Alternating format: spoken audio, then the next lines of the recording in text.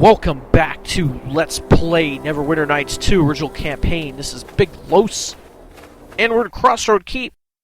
So we're heading inside the shop with Deacon, and we have a new shopkeeper that we rescued from the fire giants on Mount Galadrim. Her name, I think it's pronounced Kaelrina? Kaelrina? I don't know, there's a Y in there somewhere. So let's have a word with her. Unfortunately, you cannot steal anything from her. And yeah, stuff is bright up here. That we have something called the sun. Okay, so tell me of your homeland, the Underdark. Oh, so you're used to dealing with surface dwellers, huh? Purple lichen, yeah, I can't say that I've seen that before.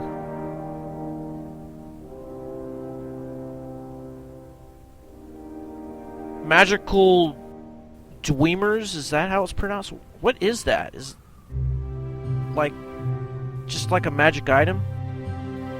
Alright, so let's take a look at these goods that she sells.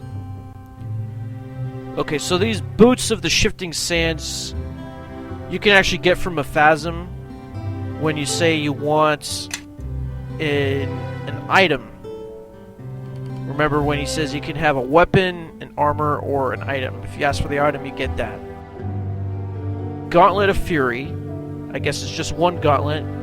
Gives you +2 to deflection and allows you to cast Greater Missile Storm and Magic Missile. Not that useful. Greenleaf looks like leather armor. It's +5 and gives you +5 to hide.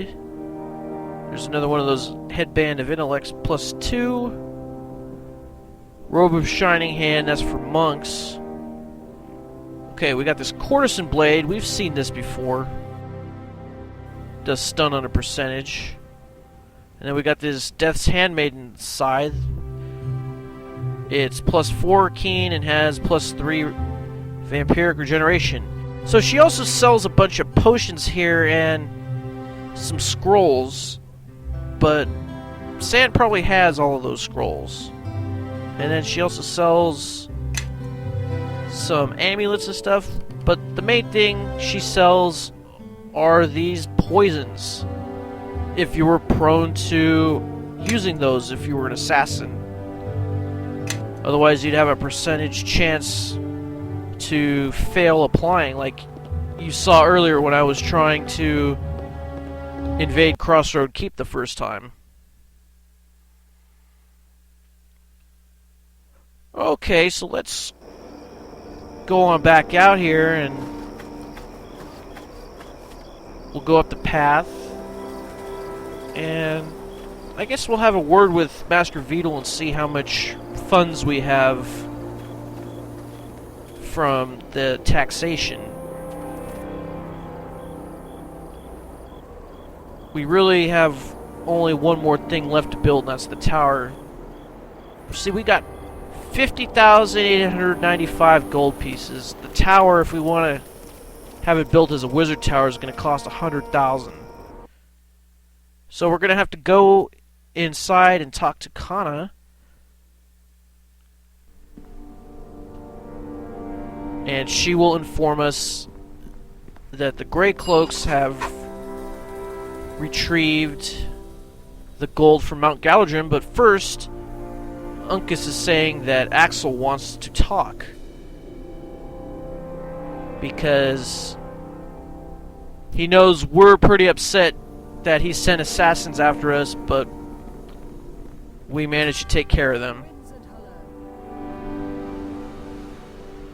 Okay, so the Grey Cloaks went and grabbed all that gold from the Dragon's Horde and from the Fire Giants. And she's saying that it seems like they pocketed some of it because their Grey Cloak civility is just average. I'm sure if it's higher, then they wouldn't have done it.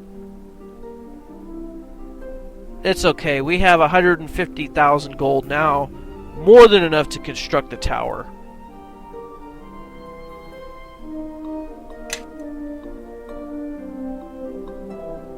Alright. Now let's go have a word with Guyvan of the Road, since we got that message right before the Dragon's Lair. It said that Guyvan would be interested in hearing about this place, so let's go tell him.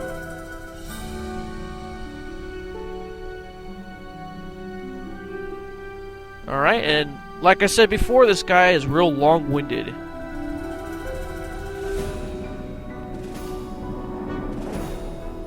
Alright, now here supposedly he's telling us a really long story. That's why it cut away.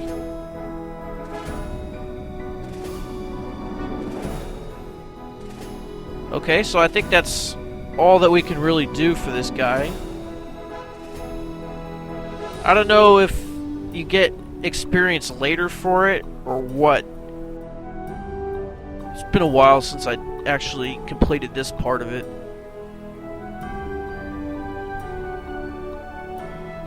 Yeah, it doesn't seem like this guy says anything new now.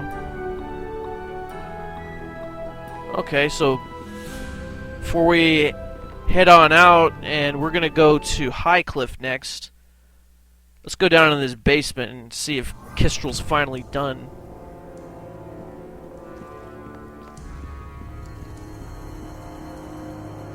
We'll also summon Mephazim and see if he'll offer that blind trade. Notice that I have the Neverwinter ceremonial sword in hand. Alright, so Kistrel finished sewing up the cloak for me, made out of his own spider silk. Let's see what it does. It gives you dark vision, freedom of movement, and spell resistance 10. Not very useful. Yes. Does anybody have an open cloak slot who could use something like that? No, it doesn't look like it. Well now, what do you want? I guess we'll just put it in the bag of holding. Also, off camera, I sold all the weapons and treasure that I collected. I sold so much stuff to Jacoby that it wouldn't let me sell anything else to him. It said that he didn't have enough gold, so I had to go on over to Adario to sell the rest of the weapons that I had. Do you intend to summon Mephazim again? No, we don't have the Infernal Focuses out yet. Let's get them first. Okay, now we can do it. Nope. Yes. Move out of the way. So? Do you intend to summon Mephazim again? Yes. Okay. No, he's still not offering this blind trade that I want to do. Can we trick him? No, I guess not.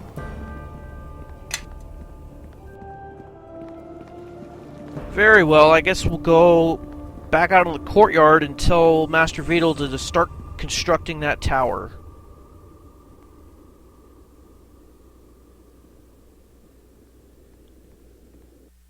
Alright, here we go.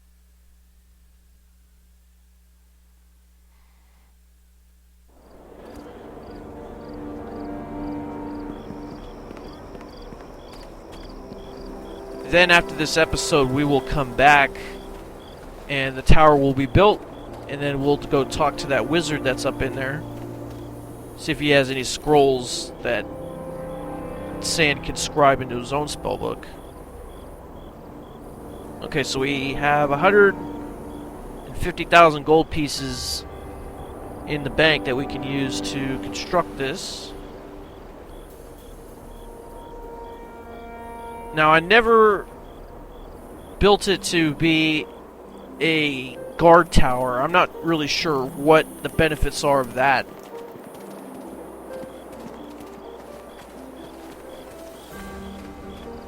Maybe I should watch somebody else's video to see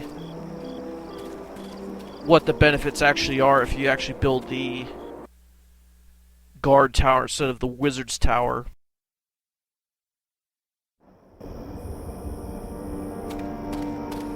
Okay, so before we head on out, let's talk to Kalindra, let her know those ore locations that we've been finding, especially all 3 of those on Mount Galadrim.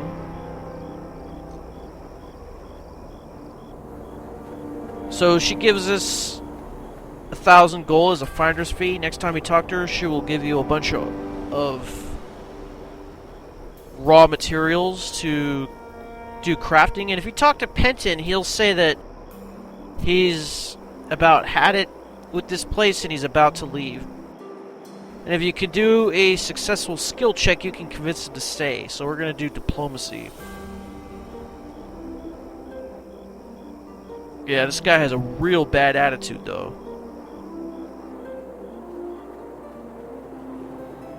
He thinks he's too good for this place. Alright, so we'll put away that ingot that we got from Kalindra. We'll go over here.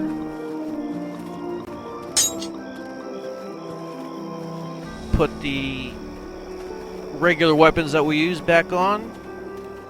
We don't need the Neverwinter sword anymore.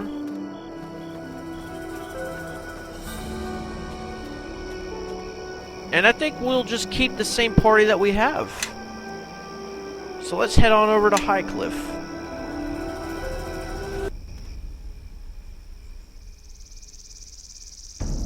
And while we're on the path, we see Zakan and Gira again, and a whole bunch of people are being attacked by some Lizardfolk. So if you do a skill check here, we'll do bluff. You can get a couple of these Lizardfolk to leave, and you get 50 XP for it.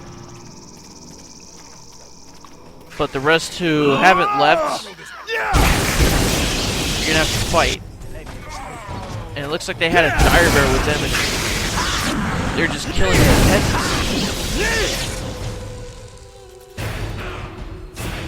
Well, it looks like there's nothing we could do for them. To your weapons, and...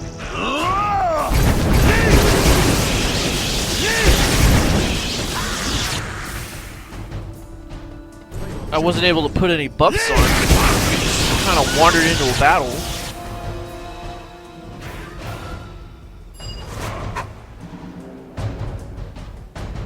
Yeah, this is the 3rd time we've saved you, isn't it? And we got 1,500 EXP for that. At this stage of the game, we don't need any more money. I got about well over 500,000 gold. So we don't need to try to convince them to give us any more.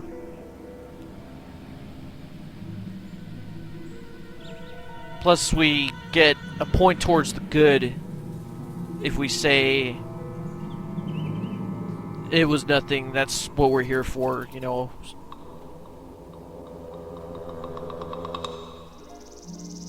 Okay, so the problem with Highcliff is that these Lizardfolk have moved into the southern part of the village, and they're attacking anybody who leaves.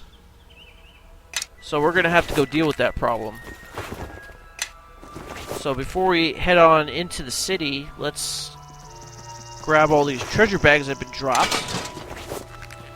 And then don't forget this little bit of ore over here by the entrance.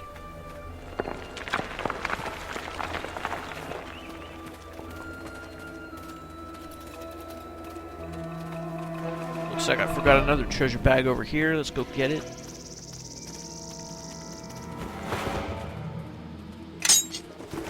Okay, advanced abjuratives.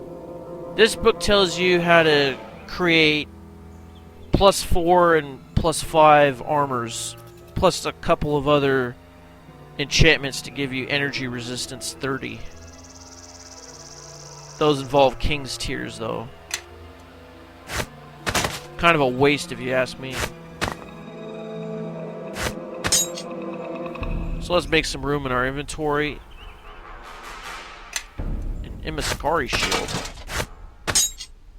I thought Imaskari armors tend to lower your intelligence. Well, I guess not this time. Maybe they didn't do that until Mask of the Betrayer.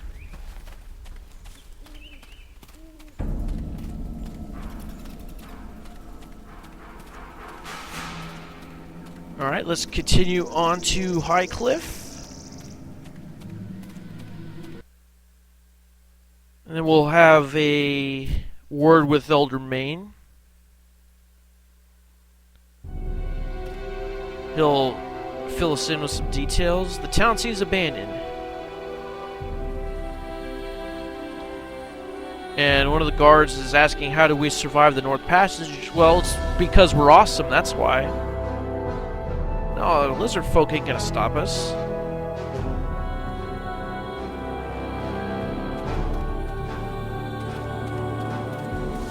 Very well, let's go on over here. There's Eldermane right there. And Junie. And Rand? Who's that? Poor Marin. He's dead.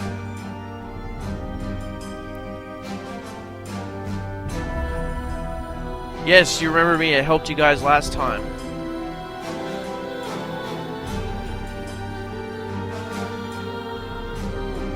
Okay, so the Lizardfolk didn't move into Highcliff itself. They just kind of moved into the southern part of town. But they're kind of terrorizing the town, it seems.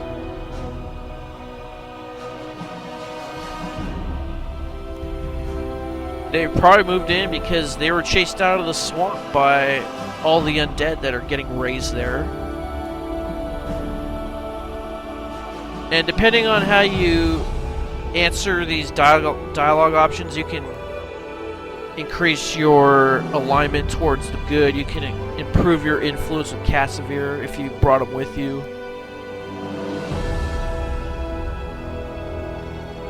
Basically, if you say all the right things, those things will increase. And you can do it a couple times, actually.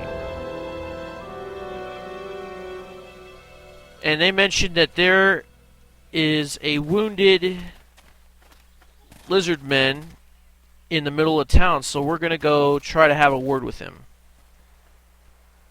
And here's Junie, so let's ask her what happened to her husband. And she says that he ran away again.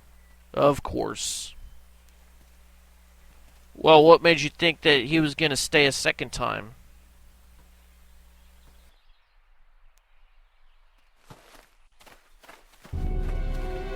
Alright. So, Vlisk. There's no vowel in there. Greetings. So if we go click on this guy, it'll give us an option to heal him up because it looks like he's near death.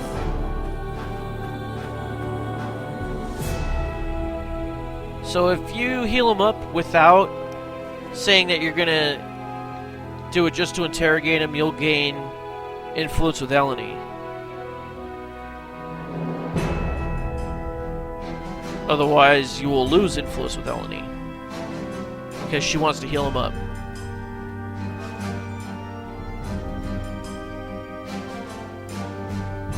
See? We got 1 point of influence.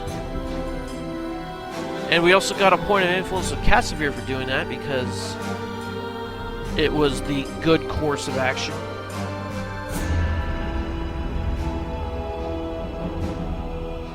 So when you heal him up, he'll stand up and then you can ask him some questions. So let's try to find out why they're here. So he's saying that Highcliff was the ancient home of the Lizardfolk. But this place isn't swamp anymore. Why do you want to come here? Oh, it looks like their leader named Batha said so. And he says he's not a normal shaman. He's a prophet, and everything that he sees has come true without exception. So he's told them all to come here. So if we use this diplomacy check, we get 50 XP to try to convince him to let us talk to the leader, Batha.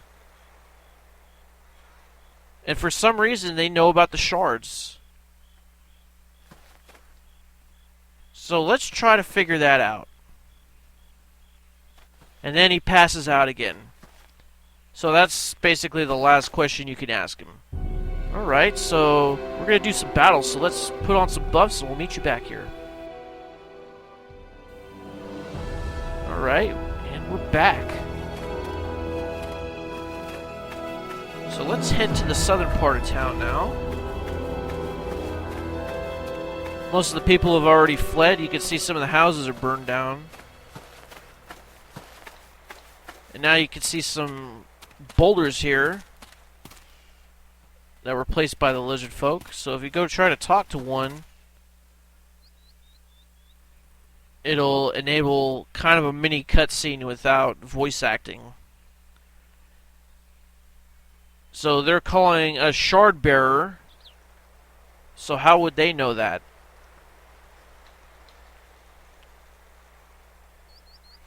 Oh, okay, so Batha united all the Lizardfolk tribes, huh?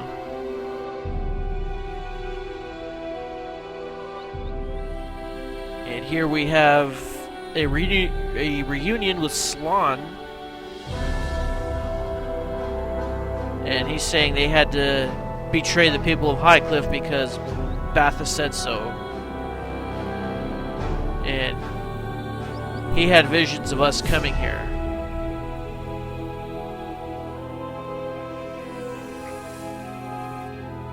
Alright, so there he is. Alright, so now he's communicating with us telepathically. That's why it's in italics.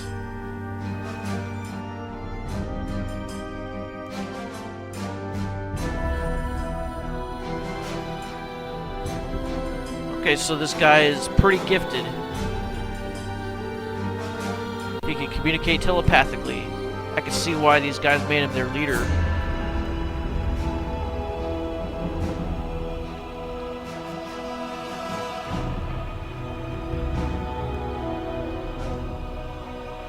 Okay, so this guy says he's been communicating with the spirits, but in actuality the spirits he was talking to were shadows, and they're evil, so maybe they're giving him misinformation.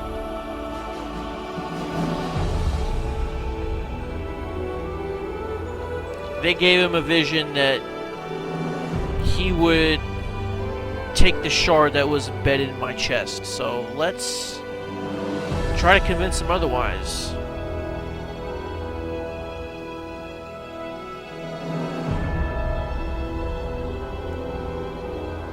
Apparently there's been some gaps in his visions, and he doesn't realize it.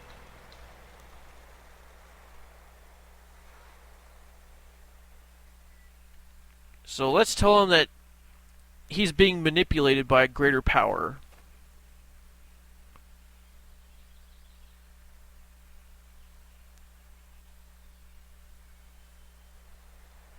And he does have his doubts,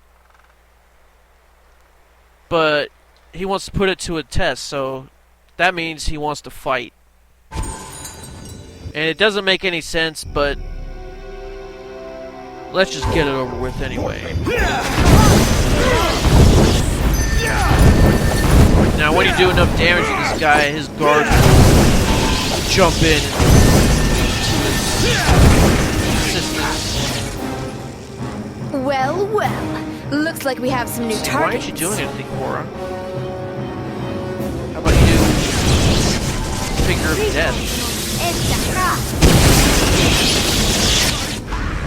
Okay, now the guy's guards have started to jump in. Damnation!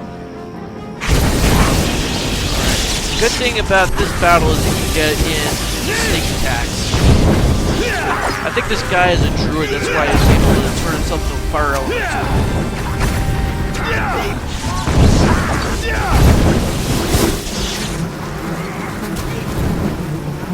Now for some reason you have to kill this guy like 3 times, and you get 600 XP each time you do it. Of course. Alright, let's summon a Horn kind of sword.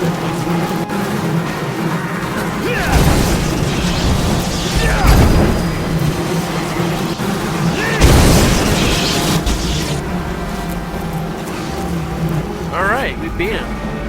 And we got 600 XP each time that we killed him. And now the rest of the tribe is coming to protect him. So now that he was beaten, now he'll actually listen to us when we talk to him. So if you do a diplomacy check, you get 50 XP for that. And he'll say, will you open your mind to me like Quato from Total Recall? So he'll probe your mind and he'll see that you weren't lying. Okay. So now we can convince him to turn his people against the King of Shadows and ally with us.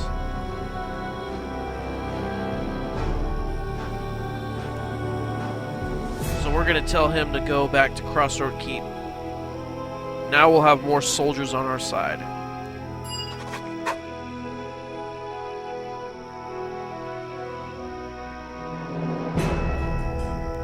Alright, so we got some armor and we got a spear. And we got 1000 XP. Now if you decided to kill him, you actually won't get those items. That doesn't make any sense. How would he give you the items if he doesn't have them in the first place?